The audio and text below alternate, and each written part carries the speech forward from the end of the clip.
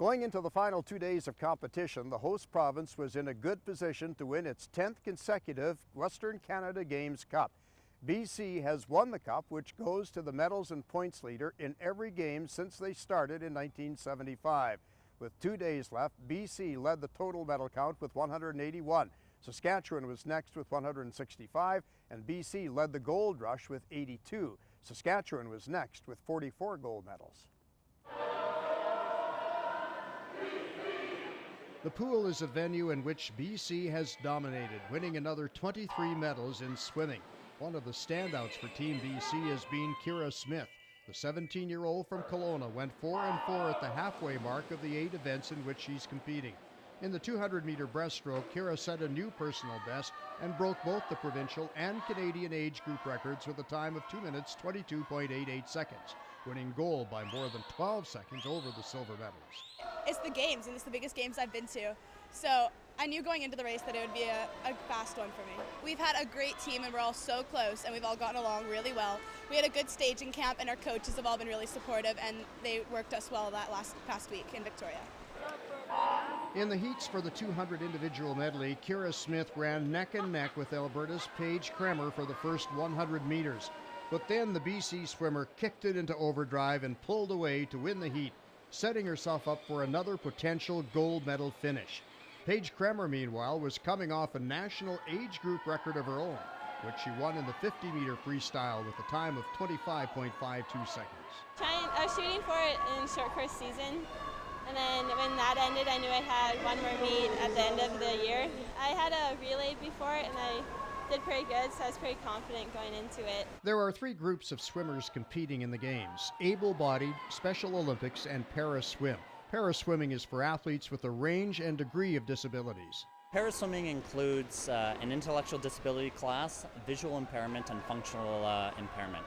Here at this Games, we have athletes who are swimming as para-swimmers with intellectual disabilities and functional disabilities for a total of 10 athletes. And all of these athletes are athletes first. They come here for sporting reasons, and they generally come to the sport for a lot of the same reasons that anybody else's child would come. On occasion, we will have athletes who will come because it was a great physio opportunity or because it was a great opportunity for them to swim without aggravating other injuries. So yeah, they do come for a number of reasons, but they come here to race.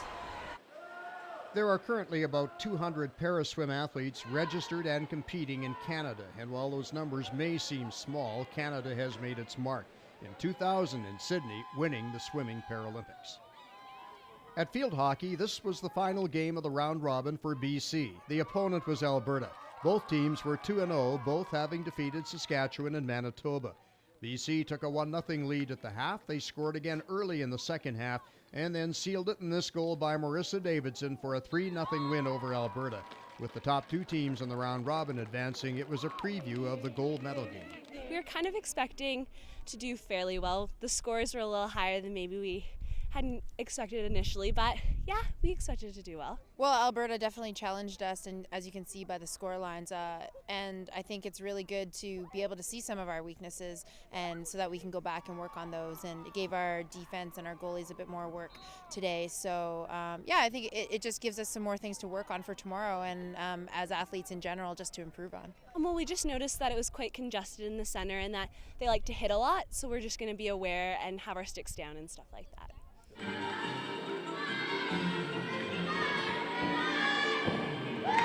Gymnastics is one of the most visual events of the Games, a mixture of athleticism and artistic performance, requiring strength, flexibility, timing, and perfect landings.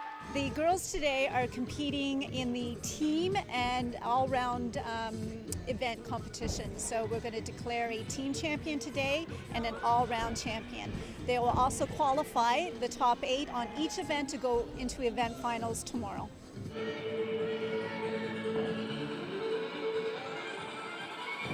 Well, it's neck and neck. Alberta's looking strong, and BC is giving them a fight. So those 2 provinces will be battling for first place. Men's and women's apparatus finals with the top 8 are set to begin at 10 a.m. on Sunday at the Tournament Capital Center, followed by the medal ceremonies. All 10 sports in the second half of the Games will be handing out medals on the final day of competition on Sunday. BC teams are involved in several gold medal games. BC is playing in both soccer finals against Manitoba in the women's at 8:30, while the host men will take on Alberta at 10:30. The soccer finals are at MacArthur Island.